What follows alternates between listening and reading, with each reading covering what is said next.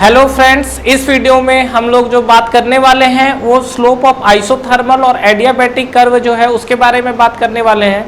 Actually देखिए, पढ़ना क्या है इस चीज़ में वही देखते हैं, और ये इंपॉर्टेंट टॉपिक है जो कि आपका जो एनर्जी इंट्रैक्शन से आता है आपका। तो ये एग्जाम में कई बार भी पूछा हुआ क्वेश्चन है कि कौन से प्रोसेस का आपको स्लोप ज़्यादा दिखता है, और बेसिकली आपको वहाँ पे चीज़ें दी हुई रहती है। तो अगर हम लोग प्रोसेस के बारे में स्लोप से बात करें तो सबसे पहले तो हम लोग स्लोप समझ लेते हैं कि स्लोप होता क्या चीज़ है। तो देखिए यहाँ पर अगर हम लोग बात करें तो सबसे पहले स्लोप को समझना जरूरी है, और इसके बाद हम लोग बात करेंगे।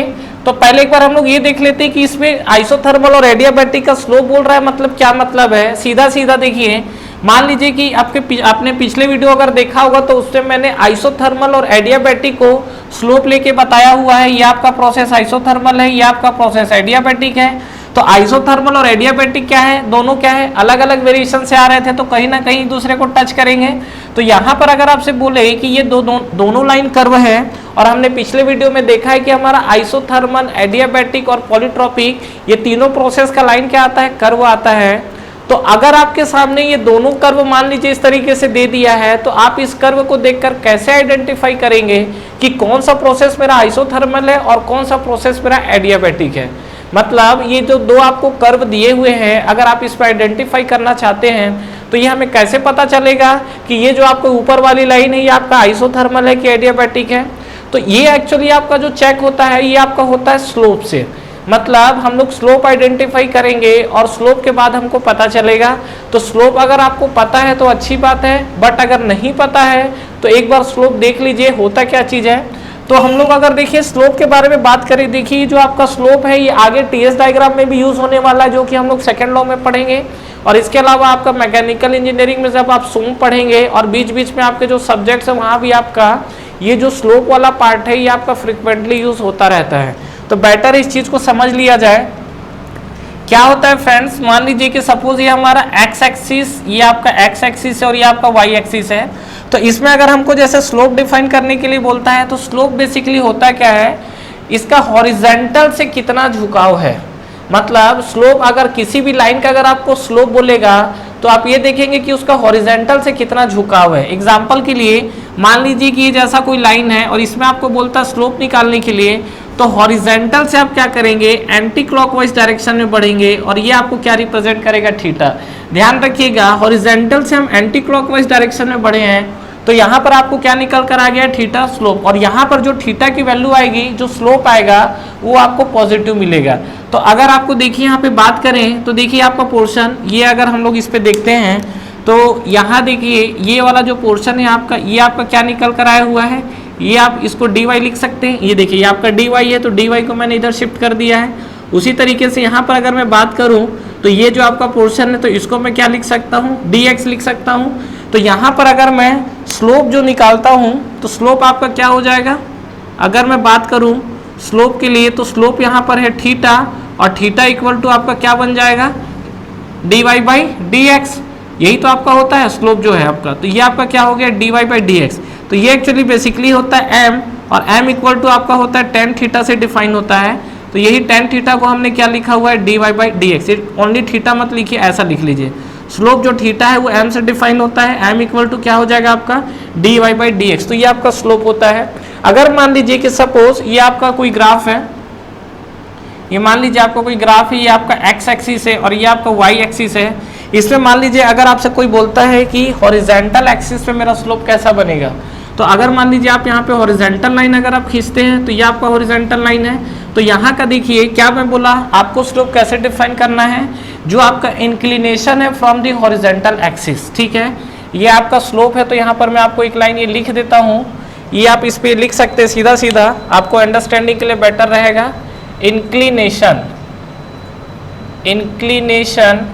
From horizontal axis, inclination from horizontal axis, ये आपको मिला हुआ है।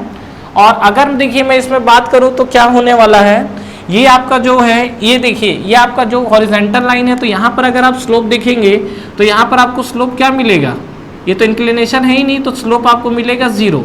अगर मैं बात करूं इस पोर्शन के लिए तो यहाँ पर आपको क्या है, स्लोप। यहाँ पर अगर आप देखोगे तो स्लोप आपको क्या मिलेगा, तो यहाँ थीटा जो था, थीटा आपको मिला हुआ है 0 डिग्री, और यहाँ पे अगर आप स्लोप बोलोगे तो स्लोप थीटा इक्वल टू क्या मिलेगा आपको 90 डिग्री।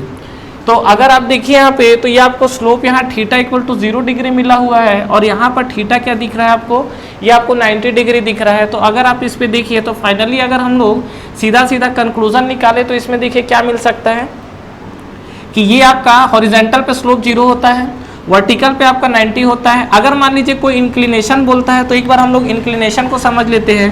मान लीजिए कि सपोज ये आपका जो है, जैसा अभी हम लोग कर्व की बात कर रहे थे, तो ये मान लीजिए आपका एक्स ग्राफ है और ये आपका वाई ग्राफ है। तो इस पे मान लीजिए कि कोई आपका कर्व इस तरीके से गया हुआ है। सपोज एक एग्जांपल, अभी तक हमने जो कर्व देखा है इस तरीके से देखा है, तो मैं आपको दोनों के लिए बता देता हूं। अब देखिए इसमें अगर आप देखिए आइडेंटिफाई करना चाह रहे हैं तो डिपेंड करेगा कि आपको किस पॉइंट पे स्लोप चाहिए। अगर आप मान लीजिए पर्टिकुलर इस पॉइंट पे स्लोप निकालना चाहते हैं तो यहाँ से आप एक टेंजेंट ड्रॉ करेंगे इस तरीके से, ठीक है। यहाँ पे अगर आपसे बात करेगा तो यहाँ पर आप क्या करेंगे, टेंजेंट ड्रॉ करेंगे इस तरीके से, और टेंजेंट ड्रॉ करने के बाद इसका देखिए हॉरिजॉन्टल एक्सिस जो है ये आपने हॉरिजॉन्टल एक्सिस पे ले गए हैं, वहां से देख लीजिए कि आपका कितना ये टिल्ट हुआ है। तो ये जैसे आप देख रहे हो तो ये वाला आपको एंगल दिख रहा है, यहाँ पे आप बढ़ाएंगे तो ये वाला एंगल दिख रहा है। उसी तरीके से अगर हम लोग बात करें तो यहाँ पर देखिए ये जो आपका ग्राफ है, दूसरा तरीके का अगर हम लोग ग्राफ देखें, ये आपका एक्स एक्सिस है और ये आपका वाई एक्सिस है। तो यहाँ पर मान लीजिए कि सपोज ये आपका ग्राफ है, तो यहाँ पर अगर आप स्लोप को डिफाइन करना चाह रहे हैं तो कैसे डिफाइन करेंगे, मान लीजिए आपको इस पॉइंट पे बोला हुआ है तो यहाँ से आप क्या टेंजेंट ड्रॉ करेंगे। अब आप इसको पीछे ले जाएंगे और यहाँ पर आप देखेंगे थीटा का इंक्लिनेशन, ठीक है। यहाँ पे अगर आप देखेंगे तो ये तो आपका लाइन अलग है, इस पॉइंट पे बोलेगा तो यहाँ से आप टेंजेंट ड्रॉ करेंगे और इस पॉइंट को आप पीछे की तरफ लेके जाएंगे और यहाँ आप देखेंगे इंक्लिनेशन। मतलब कुल मिला के अगर आपका देखिए जैसे कर्व आता है तो कर्व में आपको क्या दिखेगा कि हर जगह आपको क्या है पॉइंट वेरी करता रहेगा, तो वहां पर आपको क्या है हर पॉइंट पे स्लोप आपको अलग अलग मिलेगा। लेकिन ये जैसे मैंने लाइन खींचा हुआ है बिल्कुल जो स्ट्रेट लाइन है, इसमें अगर मैं बात करूं तो इसमें आपका हर जगह आप देखिए किसी भी पॉइंट पर अगर आप थीटा देखेंगे तो यहाँ पर आप देखिए तो ये आपको थीटा दिख रहा है, यहाँ पे अगर आप देखोगे तो ये पोर्शन थीटा दिख रहा है। मतलब आप यहाँ किसी भी पोर्शन पे देखेंगे तो यहाँ पर जो आपको स्लोप है ये आपको स्लोप कांस्टेंट मिलेगा। तो यहाँ पर जो आपको स्लोप मिला हुआ है इसको हम बोलते हैं कांस्टेंट स्लोप। यहाँ पर बताइए इंक्रीजिंग स्लोप है कि डिक्रीजिंग स्लोप है। आप देखिए यहाँ पे अगर आप बात करोगे तो क्या होगा, इस पोजीशन के लिए अगर हम लोग बात करें दोनों ग्राफ में देख लीजिए, यहाँ पर देखिए क्या है, जैसे जैसे हम लोग ऊपर की तरफ बढ़ते चले जा रहे हैं ये मेरा जो थीटा वाला पोर्शन है ये कंटिन्यू बढ़ता चला जा रहा है। तो यहाँ पर आप देखोगे तो थीटा आपका इंक्रीजिंग है तो ये आपका इंक्रीजिंग स्लोप है, ठीक है। यहाँ पर बात करते हैं तो ये भी आपका देखिए थीटा बढ़ रहा है, एक पैरामीटर बढ़ रहा है तो दूसरा पैरामीटर कम हो रहा है। तो ये डिपेंड करेगा कंडीशन टू कंडीशन के ऊपर। तो ये मैंने आपको क्या है एक मैथमेटिक्स का भी मैंने पार्ट बताया हुआ है कि हमारा स्लोप कैसे डिफाइन होता है। आगे हम लोग बात करते हैं कि एक्चुअल में जो हमारा आइसोथर्मल और एडियाबैटिक है, अगर मुझे मान लीजिए इस तरीके का कर्व दे देता है और इसमें मुझसे पूछता है कि मेरा आइसोथर्मल कर्व कैसा बनेगा और एडियाबैटिक कर्व कैसा बनेगा, तो उसके लिए मुझे क्या निकालना पड़ेगा, स्लोप निकालना पड़ेगा। तो कभी भी ध्यान रखिएगा कि जैसे ये हमारा एक्स वाई डायग्राम है तो यहाँ पर हम लोग स्लोप क्या निकाले हैं, d y by d x. तो अगर मान लीजिए यहाँ पर मेरा पीवी डायग्राम बनेगा तो d y by d x की जगह क्या लिखूंगा, डीपी बाई डीवी। जो d y by d x है इसमें अगर मेरा पीवी डायग्राम बनेगा तो इसमें हम क्या लिखेंगे, इसको हम लोग लिखेंगे डीपी बाई डीवी। तो आइए हम लोग इसी चीज पे बात करते हैं। तो अब हम लोग स्लोप निकालते हैं, आइसोथर्मल और एडियाबैटिक का स्लोप हम लोग निकालते हैं। तो देखिए बात करते हैं हम लोग सबसे पहला चीज, हमको एक्चुअली निकालना क्या चीज है। यहाँ पे अगर आप देखिए तो आपको सीधा सीधा एक चीज समझ में आ जाएगा कि अगर मैं यहाँ पे बात करूँ तो हमको देखिए निकालना क्या चीज है। ये अगर आप पोर्शन देखें तो ये देखिए यहाँ पर ये हमारा एक्स एक्सिस है, ये हमारा वाई एक्सिस है। इसमें जो हमको स्लोप बोलता है तो इसमें हम लोग जो स्लोप निकालते हैं वो हम लोग क्या निकालते हैं, ये हम लोग निकालते हैं क्या, d y by d x, यही निकालते हैं। तो अगर मान लीजिए कि सपोज मेरा जो ग्राफ है ये आपका मान लीजिए प्रेशर है और ये आपका वॉल्यूम है, तो यहाँ पर अगर आप स्लोप निकालोगे तो स्लोप आपको क्या मिलेगा, ये आपको मिलेगा डीपी बाई डीवी, ठीक है। तो फाइनली जो मुझे कैलकुलेट करना है वो क्या कैलकुलेट करना है, डीपी बाई डीवी। मतलब यहाँ पर जो आप कैलकुलेशन देख रहे हो ये आपको क्या है, डीपी बाई डीवी के साथ। तो देखिए यहाँ पर हम लोग बात करते हैं क्या होने वाला है, मुझे डीपी बाई डीवी कैलकुलेट करना है।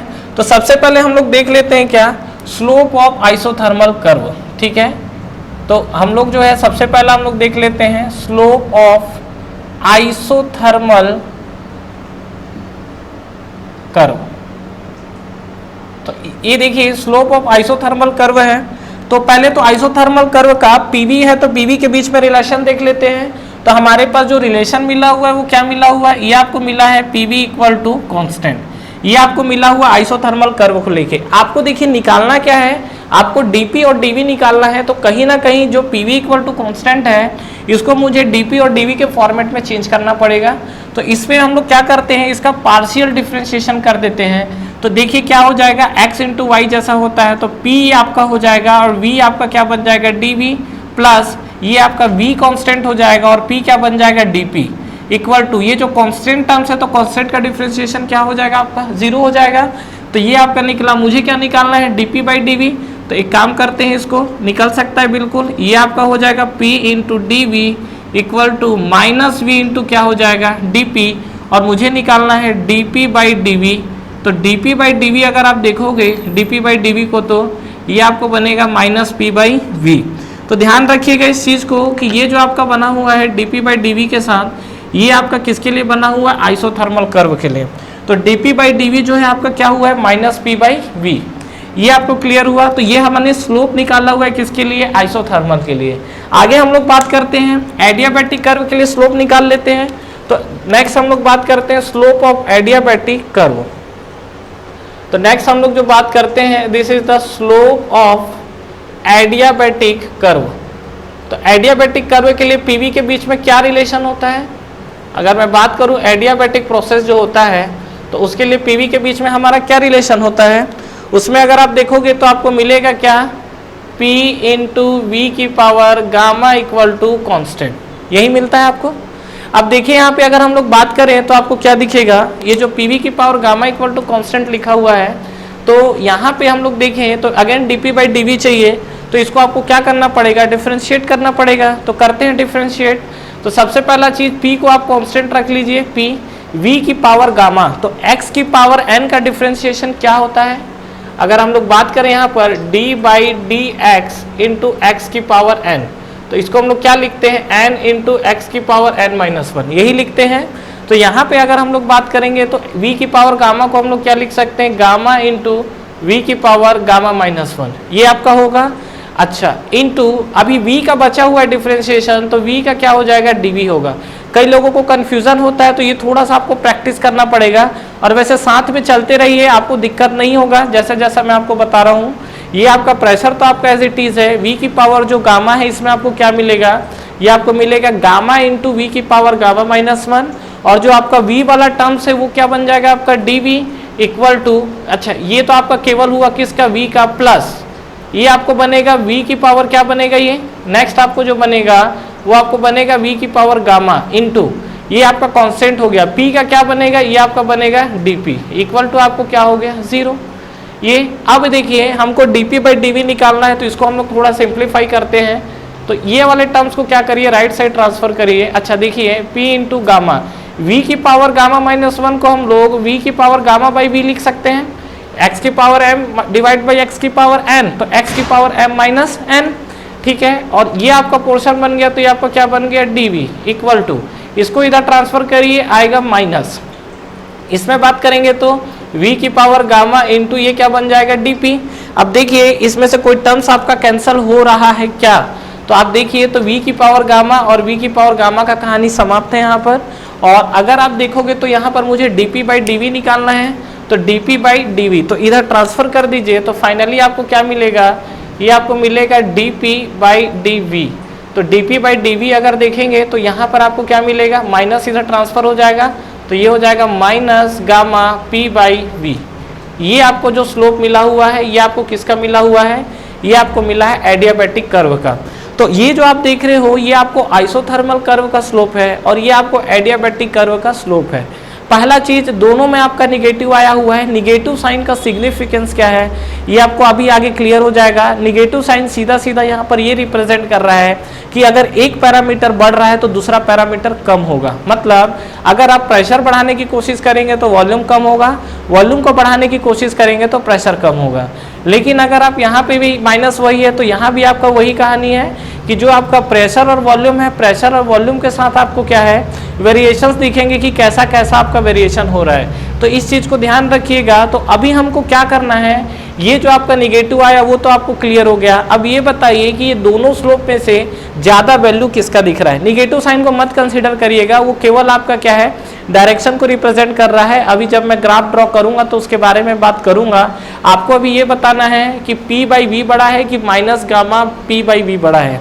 तो अगर आप देखिए यहाँ पर बताइए क्या होगा। अगर मैं देखूं यहाँ पर तो ये आपका देखिए P/V वाला टर्म्स है। यहाँ पर देखेंगे तो P/V तो यहाँ भी है, लेकिन यहाँ गामा का मल्टीप्लिकेशन है। गामा का मल्टीप्लिकेशन करने का मतलब गामा की वैल्यू क्या होती है, गामा की वैल्यू होती है 1.4। तो 1.4 होती है और यहाँ पर क्या है आपका 1 है। तो डेफिनेटली अगर आप देखेंगे तो एडियाबैटिक जो कर्व है उसका आपको स्लोप ज़्यादा मिलेगा। मतलब आप अगर यहाँ पर फाइनली कंक्लूजन देना चाहते हैं तो यहाँ पर हम लोग क्या लिख सकते हैं, ये हम लोग लिख सकते हैं क्या, slope of adiabatic curve, slope of adiabatic curve to the divide by क्या हो जाएगा, slope of isothermal curve, slope of adiabatic curve to the slope of isothermal curve. और ये आपको इक्वल टू क्या मिलने वाला है, तो ये आपको मिलेगा P/V और ये आपको मिलेगा -P। तो फाइनली जब इसको रिप्रेजेंट करेंगे तो ये आपका आएगा गामा। तो ये जो फ्रेंड्स हमने कंक्लूजन निकाला हुआ है that is the very important conclusion. ये आपसे एग्जाम्स में कई बार पूछा हुआ है कि हमारा जो एडियाबैटिक कर्व जो है और आपका आइसोथर्मल कर्व है उसमें उसका रेशियो कितना होता है। और अगर आप इस पे फाइनली कंक्लूजन देना चाहें तो आप ये भी लिख सकते हैं क्या, देखिए आप ये जो माइनस आया हुआ है ध्यान रखिएगा, अभी मैं इसको आपको ग्राफ में बताने वाला हूँ। और अगर ये देखेंगे तो देखिए यहाँ पर ये भी बोल सकते हैं क्या कि जो आपका स्लोप ऑफ एडियाबैटिक कर्व है, स्लोप ऑफ एडियाबैटिक कर्व बड़ा है कि छोटा है आइसोथर्मल से, slope of adiabatic curve is greater than slope of isothermal curve. तो ये जो आपका बना हुआ है slope of adiabatic curve is greater than slope of isothermal curve. तो इस चीज़ को ध्यान रखिएगा, ये भी एक आपका कंक्लूजन आया हुआ है जो आपसे एग्जाम्स में पूछा हुआ है। तो ये भी आपको क्या है मेमोराइज करके रखना है इन चीज़ों को। ठीक है फ्रेंड्स, अब देखिए यहाँ पे हम लोग आगे बात करते हैं। तो आगे देखिए क्या होगा, अब मैं इसको ग्राफ में रिप्रेजेंट करता हूँ। तो अगर मान लीजिए कि मेरे पास जो ग्राफ शो किया हुआ है तो उसको हम लोग ग्राफ में कैसे रिप्रेजेंट कर सकते हैं। तो ग्राफ में रिप्रेजेंट, तो हम लोग क्या है ग्राफ में अगर रिप्रेजेंट करना चाह रहे हैं तो ग्राफ के लिए हमको क्या करना पड़ेगा, यहाँ पर ये जो आपका कंडीशन आया हुआ है इसमें देखिए पीवी डायग्राम जैसे हम लोग बनाते हैं तो ये आपका प्रेशर और ये आपका वॉल्यूम। ठीक है, अब ये बताइए कि यहाँ पर ये जो आपकी वैल्यू आई थी क्या आई थी, अगर आपको याद हो तो ये जो स्लोप है हमारा सब निगेटिव स्लोप आया हुआ था। निगेटिव स्लोप का मतलब ये है कि एक पैरामीटर बढ़ रहा है तो दूसरा पैरामीटर कम हो रहा है। ठीक है, तो ये मान लीजिए कि सपोज ये आपका एक ग्राफ हो गया। यहाँ पे आप देखिए ये प्रेशर और वॉल्यूम के बीच में है। आप अगर देखेंगे तो अगर वॉल्यूम बढ़ रहा है तो प्रेशर क्या हो रहा है, कम हो रहा है। दूसरा चीज अगर प्रेशर बढ़ रहा है तो वॉल्यूम क्या हो रहा है, कम हो रहा है। तो अगर आप ये देखेंगे तो ये आपका जो ग्राफ है ये आपका पीवी के बीच में दिख रहा है। आगे अगर हम लोग बात करें तो देखिए यहाँ पर एक और हम लोग ग्राफ खींच लेते हैं क्योंकि दोनों का हमारा स्लोप अलग अलग दिखेगा इस तरीके से। तो अभी आप मान लीजिए कि सीधा सीधा ये मान लीजिए मेरे पास एक लाइन है और ये मेरे पास सीधा सीधा एक लाइन है। तो अगर कोई मुझसे पूछे कि इसमें आपका स्लोप कैसा होगा, कौन सा प्रोसेस है आपका, तो आपको क्या करना है, सबसे पहला स्लोप नापना है। स्लोप में आपको क्या बताया कि हमेशा हम लोग हॉरिजॉन्टल एक्सिस से मेजर करते हैं। तो यहाँ पर आप क्या करोगे, ये वाला जो पोर्शन है यहाँ पर हम लोग हॉरिजॉन्टल एक्सिस खींचे हैं। तो ये हमने खींच दिया यहाँ पर हॉरिजॉन्टल एक्सिस। अब ये हॉरिजॉन्टल एक्सिस खींचने के बाद थीटा हम लोग कैसा लेते थे, हॉरिजॉन्टल से एंटी क्लॉकवाइज डायरेक्शन में। लेकिन यहाँ पर जो वैल्यू है वो ऑलरेडी आपको निगेटिव मिली है स्लोप। अगर आपको स्लोप याद हो तो स्लोप क्या क्या आया हुआ था, अगर मैं बात करूँ तो dp/dv किसके लिए, कांस्टेंट टेम्परेचर मतलब आइसोथर्मल। जो आपकी प्रॉपर्टी कांस्टेंट होती है उसको बेस में इस तरीके से लिखा जाता है। इसको हमने लिखा था -P/V। और जो हमारे पास dp/dv आया था किस प्रोसेस के लिए, एडियाबैटिक प्रोसेस के लिए, तो यहाँ पर हमारा क्या था -P/V। तो दोनों की दोनों वैल्यू माइनस आई थी। तो इस बार देखिए नॉर्मली अगर वैल्यू पॉजिटिव आती है तो थीटा को हम लोग एंटी क्लॉकवाइज में लेते हैं। यहाँ पर वैल्यू आपको नेगेटिव मिली हुई है तो आप थीटा क्या करेंगे, क्लॉकवाइज डायरेक्शन में लेंगे। तो यहाँ पर एक वैल्यू आप ये लेंगे थीटा और एक आप थीटा ये लेंगे। तो मान लीजिए कि ये हमारा θ1 हो गया और मान लीजिए हमारा θ2 हो गया। तो यहाँ पर देखिए स्लोप आपका किसका ज़्यादा दिख रहा है, एडियाबैटिक। यहाँ पर तो एडियाबैटिक कर्व का अगर स्लोप ज़्यादा है तो इस केस में अगर आप देखें तो ये हमारा, मान लीजिए इसको हम लोग कर्व 1 लिए हैं, इसको कर्व 2 लिए हैं। तो यहाँ पर अगर आप देखोगे तो आपको क्या दिख रहा होगा, θ1 देखिए यहाँ पर θ1 इज ग्रेटर देन θ2 है। मतलब सीधा सीधा आप ये बोल सकते हो क्या कि जो θ1 वाला पोर्शन है ये आपका कौन सा ग्राफ होगा, ये आपका ग्राफ होगा एडियाबैटिक वाला। और जो हमारे पास θ2 वाला है ये हमारे पास कौन सा ग्राफ होगा, ये हमारे पास होगा आइसोथर्मल वाला। तो ध्यान रखिएगा इस चीज़ को कि आपको अगर किसी भी स्लोप को आइडेंटिफाई कर रहे हैं तो इस तरीके से हमारा स्लोप आइडेंटिफाई होता है। यहाँ पर फ्रेंड्स जो एग्जाम में क्वेश्चन पूछा जाता है वो किस तरीके के क्वेश्चंस पूछे जाते हैं, यहाँ से काफ़ी क्वेश्चंस पूछे गए हैं, आप सब मार्क कर लीजिएगा। पहला तो आपका ये आइसोथर्मल का स्लोप कितना होता है, दूसरा क्वेश्चन एडियाबैटिक का स्लोप कितना होता है, तीसरा क्वेश्चन ये दोनों का रेशियो कितना होता है, और ये चौथा क्वेश्चन आपका स्लोप किसका ज़्यादा होता है। तो ये आपसे जो है ऑब्जेक्टिव क्वेश्चंस आपसे एग्जाम में पूछे जाते हैं। तो जो भी आपको स्लोप को लेके वेरिएशन है इस चीज़ को ध्यान रखिएगा, और ऐसे ऐसे क्वेश्चंस आपको एग्जाम में पूछे जा सकते हैं। और खैर ये तो आपके एग्जाम से पूछा हुआ है, अगर यहाँ से कुछ ट्विस्ट भी करता है तो जितना तरीके से ट्विस्ट कर सकता है वो सब चीज़ें मैंने यहाँ पे कवर कर दी है, ठीक है। उम्मीद है कि इससे बाहर आपसे एग्जाम में इस टॉपिक से बाहर नहीं जाएगा, क्योंकि यहाँ पर जितने मैंने ये जो क्वेश्चन है, ये जो टॉपिक है, इसको मैंने आईएएस के लेवल तक कवर कर दिया है। तो यहाँ पर आपके ये सब जो आपके क्वेश्चंस है वो आपको कंटिन्यूअसली पूछता रहेगा। स्लोप को लेके ज़्यादा कन्फ्यूजन होता है, तो इसलिए मैंने स्लोप को क्या है, जो मैथमेटिक्स है तो वहाँ से मैंने उसको कंपैरिजन करके समझाया हुआ है। तो आई होप आपको ये वीडियो क्लियर हुआ होगा। फ्रेंड्स हमारा ऑनलाइन टेस्ट सीरीज स्टार्ट हो चुका है एसएससी जेईई के लिए, जिसको आप बिल्कुल ज्वाइन कर सकते हैं। इस टेस्ट सीरीज में फ्रेंड्स आपको कितने क्वेश्चंस करेक्ट हो रहे हैं, इनकरेक्ट हो रहे हैं, ओवरऑल आपकी टाइम कंज्यूमिंग कितनी हो रही है, कितने आपके मार्क्स निगेटिव हो रहे हैं, ओवरऑल आपका जो टेस्ट परफॉर्मेंस है, टेस्ट की रैंकिंग क्या है, ये सारी की सारी जो चीज़ें एनालिसिस है वो आपको एक ही प्लेटफॉर्म पे मिलेगा। तो बिल्कुल फ्रेंड्स आपको ये टेस्ट सीरीज ज्वाइन करना चाहिए। बिल्कुल अफोर्डेबल प्राइस पे ये टेस्ट सीरीज अवेलेबल है, जो कि आपको नीचे डिस्क्रिप्शन में और फर्स्ट कमेंट बॉक्स पे मिलेंगे। इसके अलावा इस पे फ्रेंड्स अगर आप 10% का एडिशनल ऑफ चाहते हैं तो आप मेरा प्रोमो कोड यूज कर सकते हैं। जो मेरा प्रोमो कोड है वो आपको नीचे डिस्क्रिप्शन पे मिलेगा। तो जब भी आप टेस्ट सीरीज को बाई करें, ये प्रोमो कोड को अप्लाई करें, इस पे आपको 10% के एडिशनल ऑफ मिलेंगे। तो ठीक है फ्रेंड्स, अगर आप इस वीडियो से रिलेटेड कंटिन्यू और भी अपडेट्स चाहते हैं तो आप हमारा टेलीग्राम चैनल को ज्वाइन कर सकते हैं। टेलीग्राम चैनल के लिंक भी आपको नीचे डिस्क्रिप्शन पे मिल जाएंगे। तो फ्रेंड्स इस वीडियो को लाइक करिए, फ्रेंड्स के साथ शेयर करिए और इस चैनल को सब्सक्राइब करिए, बेल आइकन प्रेस करना ना भूलें और एग्जाम्स की आप तैयारी करते रहिए। Wish you all the best.